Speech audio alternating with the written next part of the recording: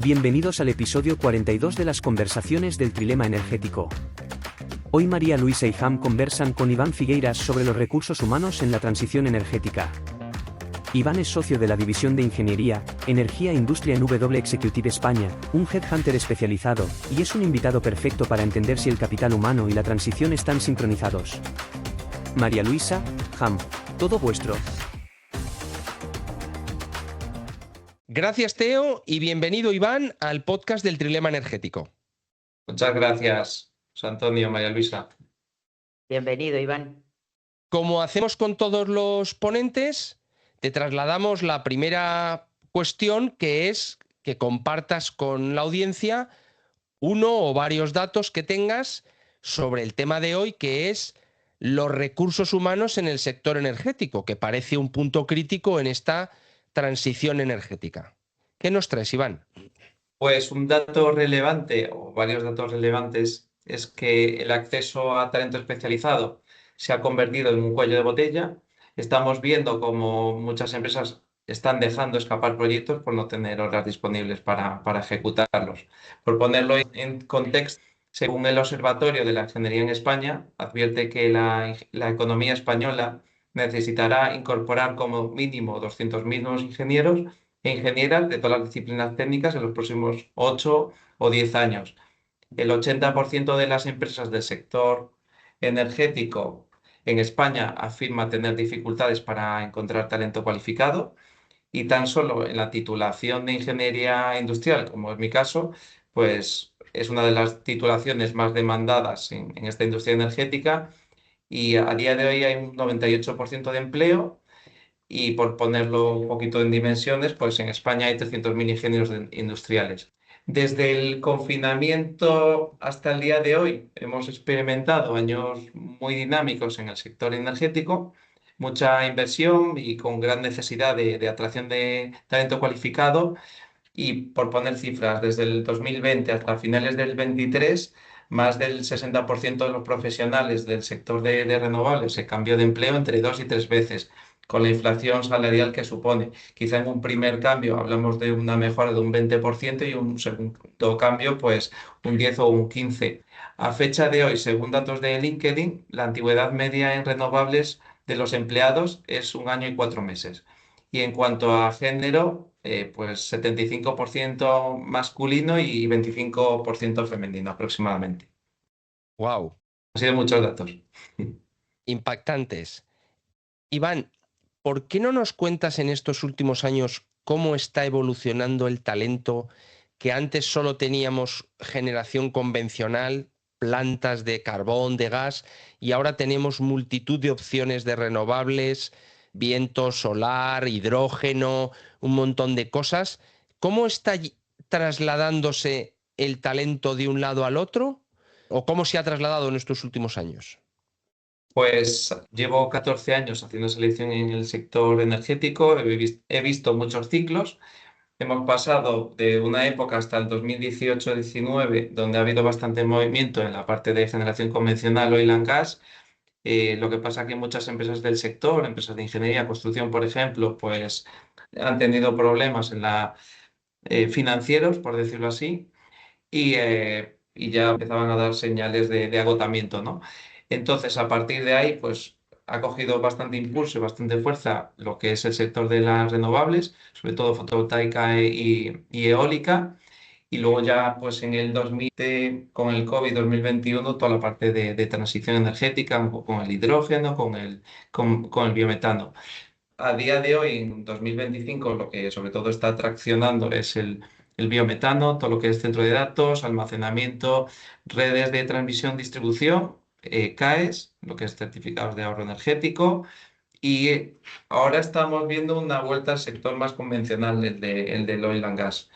Es verdad que desde el 19 hemos visto cómo ha habido un trasvase de profesionales de la parte convencional oil and gas hacia las renovables, atraído por el rápido crecimiento en condiciones, en percepción de futuro, en la sostenibilidad y también por esa caída del sector tradicional. Ese ciclo que han vivido las empresas con un perfil oil en ese proceso de transformación, transición energética, convirtiéndose en compañías multienergéticas. Ahora en el 2025 la tendencia a nivel internacional se está invirtiendo, se observa pues, un retorno hacia un perfil más industrial y volviendo al punto de partida. Iván, me ha llamado mucho la atención los datos que nos has planteado y me surgen muchas preguntas, pero voy a hacerte una muy concreta. El sector energético y otros sectores también, pero el energético prácticamente ha descapitalizado los recursos humanos de sus estructuras con prejubilaciones muy tempranas y se encuentra ahora con un ya no solo renovables, sino en otros sistemas. ¿Cómo ves tú estas decisiones tan tempranas de descapitalizar talento, bueno, vamos a llamarle senior, y ante la dificultad de retener, no sé si de encontrar, pero de retener talento junior?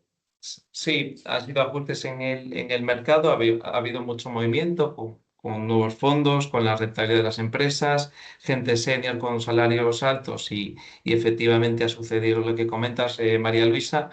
La situación es que tenemos bastantes dificultades para acceder a talento, sobre todo joven y a ese relevo generacional, porque los ingenieros españoles en muchos casos se están yendo al extranjero. Al fin y al cabo, pues el 59% de los ingenieros en España trabajan en empresas de más de 250 empleados y eso es el 0,2% de la estructura empresarial española. Entonces, ¿qué supone? Que las pymes a lo mejor no son capaces de ofrecer un desarrollo profesional, una proyección a estos profesionales y las condiciones económicas o de conciliación o flexibilidad. Paradójicamente, estamos exportando talento y al mismo tiempo estamos importando profesionales de fuera de la Unión Europea con unos rangos salariales en origen más bajos que en España. Entonces sí que estamos teniendo pues, un problema en el mercado. También decir que estos profesionales con más de 50 y algo años que han salido de estas grandes compañías, en tiempos de bonanza son los últimos en incorporarse en las compañías y en épocas de crisis son los primeros en salir. Hablábamos del tema generacional. La transición energética ha hecho, digamos, mella en las nuevas generaciones y, y creo que es difícil que un nuevo ingeniero decida tener una vocación de irse a una planta de generación de gas.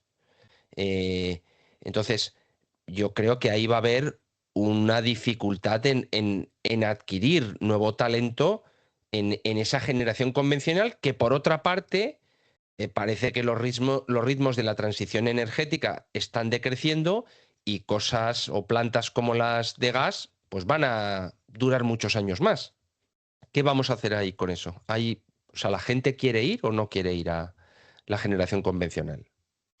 Pues a ver, al fin y al cabo, pues estamos viviendo una corriente de pensamiento hacia una transición, hacia una economía verde y obviamente pues a la gente joven que sale de las carreras es lo que más le llama la atención y los ingenieros más junior no les interesa trabajar en una planta industrial y una planta industrial es una refinería, es una planta química y es un ciclo combinado.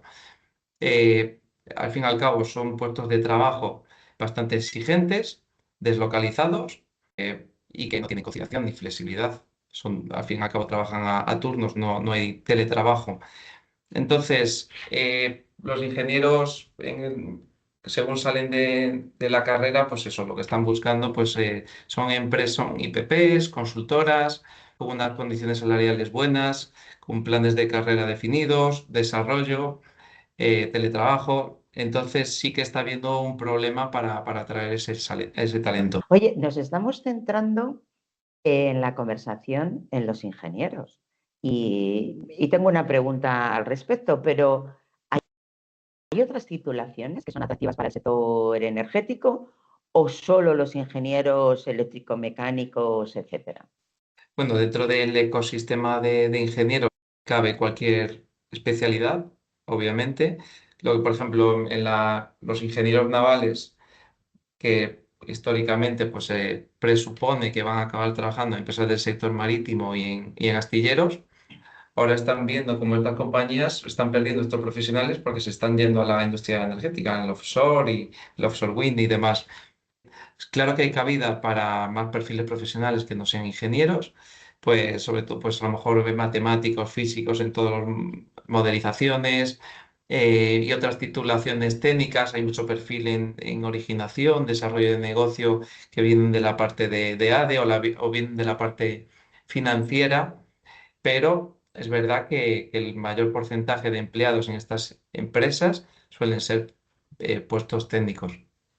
Has hablado de los biogases, el biometano y demás, y parece que este es un punto importante en la descarbonización, ¿no? En aquello que no es electrificable. ¿Crees que esta parte de los gases puede tener un retroceso, como está sucediendo con el hidrógeno, y que profesionales senior que se han ido a alguno de estos sectores cuando cierran las plantas se queden un poco colgados o en el aire? Pues a ver, por ejemplo, en el sector del hidrógeno, obviamente, pues es verdad que este último año, pues parece que el retorno de las inversiones o que los proyectos no están saliendo y muchas compañías no son capaces de mantener a largo plazo estas estructuras con los rangos salariales altos. Entonces, yo creo que el hidrógeno, por supuesto, es el futuro, pero en el presente está habiendo otras tecnologías dentro de este mix energético. En el caso del biometano, muchos clientes, sector gasista y otras compañías del sector, pues lo están viendo como algo presente y donde sí que están atrayendo a muchos profesionales que vienen de un perfil más oil and gas, por decirlo así. ¿Dónde está ahora el sector? ¿Qué freno tiene o cuáles son los stoppers? Pues el tema del permitting. Y ahora pues tenemos para el próximo año, pues hace poco estuve en la feria de gases renovables de Valladolid, me hablaban algunos clientes que hay pues como en torno a unos 500 proyectos de construcción en espera para recibir los permisos y ejecutarlos. Con que salga la mitad de esos proyectos el próximo año, va a haber mucha demanda de profesionales en el ámbito de gestión de proyectos, sobre todo ingeniería, gestión de proyectos, ejecución, por decirlo así, y luego ya también la parte de operación y mantenimiento. Pero en biometano sí que vemos que hay una atracción en el mercado.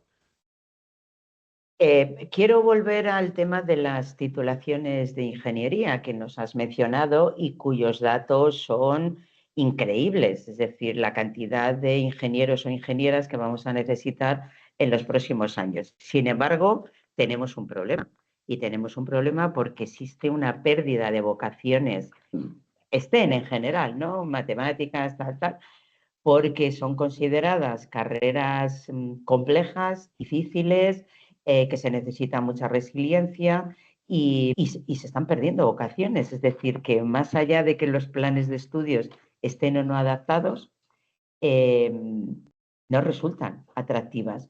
¿Qué crees que desde tu punto de vista se puede hacer para poder cubrir esta demanda en el futuro de estos 300.000, nos decías, ¿no? Ingenieros que vamos a necesitar? Sí, a ver, yo creo que tanto el tejido empresarial debe trabajar muy de la mano con las universidades y los centros especializados, pues para garantizar el acceso a talento con planes de estudios que acompañen al mercado y a las necesidades de las empresas, pero quizá hay que ir mucho más atrás a los colegios. Yo estudié ingeniería industrial porque cuando iba en cuarto de la ESO fui a charlas que venían de la universidad, en ese caso de la Universidad de La Coruña, a explicarnos qué hace un ingeniero y obviamente pues ese impacto que te genera con profesionales del sector, al fin y al cabo es vocacional y quizás es verdad que se está perdiendo un poquito esto, pero bueno, quizá también una de las grandes dificultades es que el impacto de la baja natalidad durante tantos años, tenemos a menos gente joven. Al fin y al cabo, la pirámide poblacional es un jarrón de flores, tiene forma de jarrón de flores. Sí, es verdad. Entonces, al fin y al cabo, acabamos trayendo talento de fuera. Y porque los que tenemos, como he explicado antes, se nos van y cada vez hay menos, pues sí, tenemos que trabajar en muchos puntos. Justo te quería preguntar de esto, del efecto neto de esta internacionalización de profesionales españoles que se van y profesionales extranjeros que vienen. Entiendo por lo que dices que ese efecto neto, al final, vienen más de los que se van más de los que vienen. ¿Por qué se van? Pues vienen más de los que se van, obviamente, pero con otro tipo de formación. No voy a cuestionar si es mejor o peor, pero los que salen fuera, españoles formados aquí, son gente bastante capacitada. Y no en todos los países los planes de estudio son tan exigentes. Los ingenieros españoles, al fin y al cabo, están muy bien valorados a nivel internacional. Se van por, pues lo que comentaba antes, un desarrollo profesional, proyección, condiciones que las empresas españolas no pueden ofrecer. Si aquí la empresa española vende a precios bajos, por decirlo así, los márgenes son bajos y no van a poder cumplir con todos estos objetivos. En general está viniendo mucha gente de fuera para todo tipo de puestos, ya no solo titulaciones técnicas, sino para posiciones con menor grado de cualificación. Es a todos los niveles. El balance, pues ya lo vemos en la demografía española que está creciendo. Iván, es curioso porque es verdad y coincido con tu tesis que las empresas tienen muchas dificultades para localizar talento y más para retenerlo. Pero a veces hablando con las empresas, yo me pregunto, ¿no estamos pidiendo demasiado a alguien para contratarlo y le estamos pagando demasiado poco? A ver, las descripciones de puestos son bastante exigentes, eso es verdad. Por eso, al fin y al cabo, cuando una empresa viene una consultora de selección, pues aterriza un poquito en la realidad de lo que se puede encontrar en el mercado. Perfiles junior se han puesto unos rangos salariales altos gracias a toda la rotación que ha habido en el mercado. Cuando hablaba de esos 2 o 3 cambios en menos de 3 años, la antigüedad media de 1 año con 4 meses, entonces todo eso influye a que quizá pues gente más senior que esos rangos salariales los han ganado con una experiencia profesional de 10 15 años, ahora lo estén ganando con 7 años de experiencia profesional.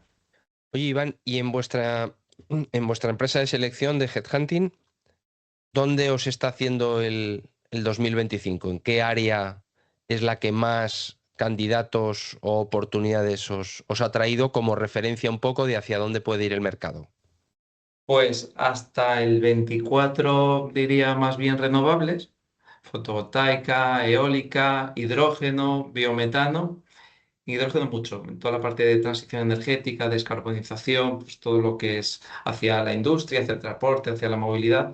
Pero este 25, la tendencia en biometano sigue, la parte de centro de datos, lo que comentaba antes, pero el oil and gas está volviendo. Y ahí sí que vemos una barrera de entrada de candidatos que vienen de las renovables que quizás no tienen, digamos, tienen más dificultades para acceder a ese sector porque es un negocio más industrial, pero sí que ha vuelto, es una tendencia internacional, no es una cuestión de España, pero sí, por ahí es donde más movimiento tenemos ahora mismo.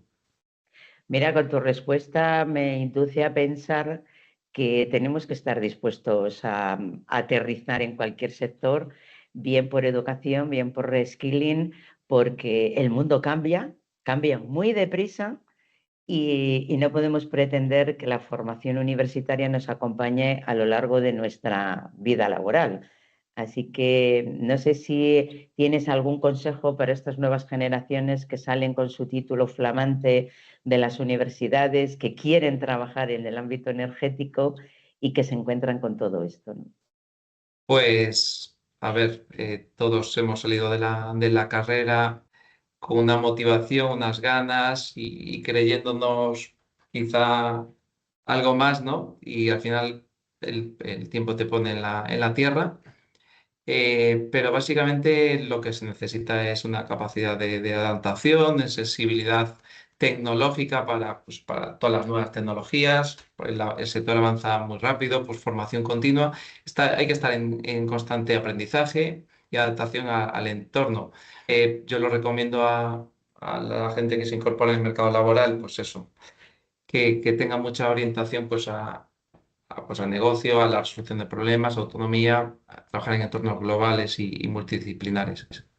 Genial. Pues para cerrar, Iván, esta conversación tan interesante, nos gustaría preguntarte o hacerte la misma pregunta que le hacemos a todos nuestros invitados, en este caso probablemente más centrada en los recursos humanos.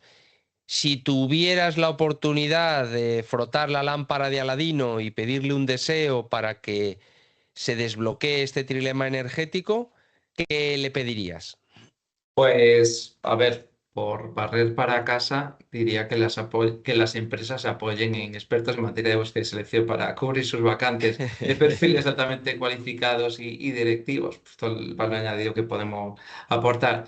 Pero básicamente, de cara al tejido empresarial, pues desearía que refuercen su estrategia en talento, que prioricen el desarrollo de su marca empleadora, inversión en formación, pues la IA, y que ofrezca un paquete de beneficios atractivos. Ya no es solo las condiciones salariales propiamente dichas, que esto responde un poco a las expectativas del mercado. Lo que comentaba antes, si vendes barato, con márgenes ajustados, difícilmente vas a cumplir estos objetivos. Ahora los candidatos buscan, pues eso, la conciliación, la flexibilidad, formación, desarrollo. Y también antes mencionaba que debemos trabajar, pues, con las universidades, los centros especializados de cara a garantizar el acceso al talento y que los planes de estudio acompañen al mercado y a las necesidades del sector. Sí, además de escucharte esa hipotética lámpara de Aladino, en este podcast te estarán escuchando profesionales, responsables de empresas, y yo creo que algunas de las cosas que has dicho no hace falta lámpara de Aladino, están en nuestras manos. Muchas gracias, Iván, por tu conversación y por este tiempo que nos has dedicado. Muchas gracias a vosotros. Muchas gracias. Esperamos que os haya gustado. En el próximo capítulo, hablamos con otro experto en el sector energético que te va a sorprender. Asegúrate que nos sigues en LinkedIn y suscríbete gratis al podcast en Spotify o en la plataforma de tu elección, Amazon, YouTube, iVoox o Apple para no perdértela.